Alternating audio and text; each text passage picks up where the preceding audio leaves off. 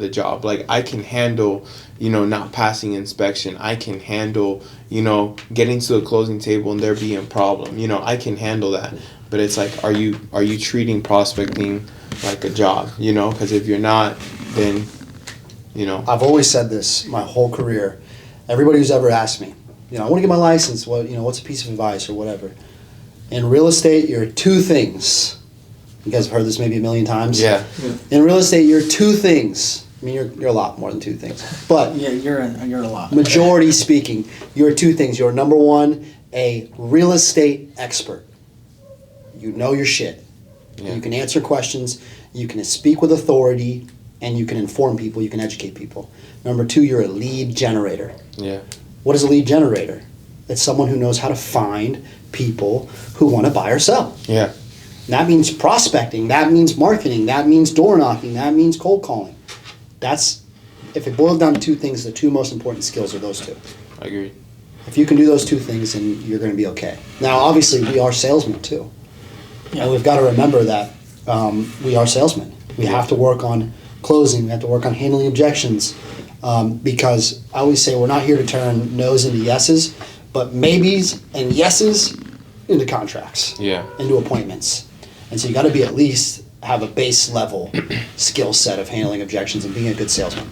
That's why timeshare people transfer over so well. I think at a deeper level, like, it's really not even like, if you want to really get into the muck of it, it's not even handling objections. I think where people really fall flat is they don't know how to have a real conversation. Like, and that's all you're actually doing is having a real conversation. Yeah. Like, you don't, and I've learned this through a couple different avenues, but, it's the same thing as if you're in an argument with someone. You're essentially in a very civil argument, because all you really need to do and want to do is understand why this person is telling you what they're telling you. Yeah. And see if you can help them through that, or if you have a solution. And I thought about this when you were talking about it, is literally the start of the job when you're prospecting is just having conversations. That should really be the easiest part of the job, as you said. Mm-hmm. It's like, we have our real estate jargon, but at the end of the day, you're literally just having a conversation. I think it's very lost on people these days, especially getting deep into a conversation, because it takes time. Mm-hmm. Nobody gets deep into conversations anymore. Everyone texts, and it's very simple, and it's very easy to misread. Yeah. I don't even text anymore. Yeah. ChatGPT. I talk to ChatGPT, said, copy this message, write this message. But I think that's what separates the 1%. I think the conversation is very lost on people. And it's really weird, because I've learned a lot of this through therapeutic conversations, because that's what you have to have, because everyone has walls up. It doesn't matter what you're talking about. Yeah. But if you can literally just not even break them down, but just get them to understand, like, hey, we're just having a conversation here. I want to know if I can actually authentically really help you. Mm-hmm. And I think that's the main part of the job and main part of prospecting. What are you guys doing to self-improve? What are you guys doing to self-improve? Because we all agree that as salespeople, as entrepreneurs, as businessmen, if you're not focused on self-improvement, you're going to fall behind. Right. What are you guys doing?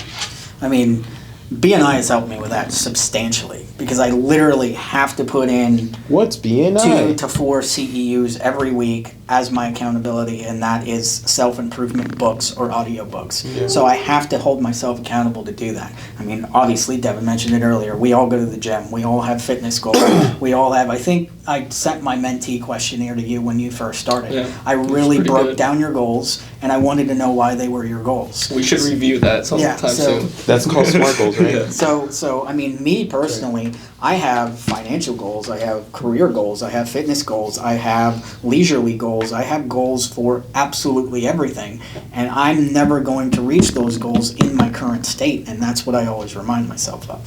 So you've put yourself outside of your comfort zone. So this is great. This is exactly what I was talking about earlier.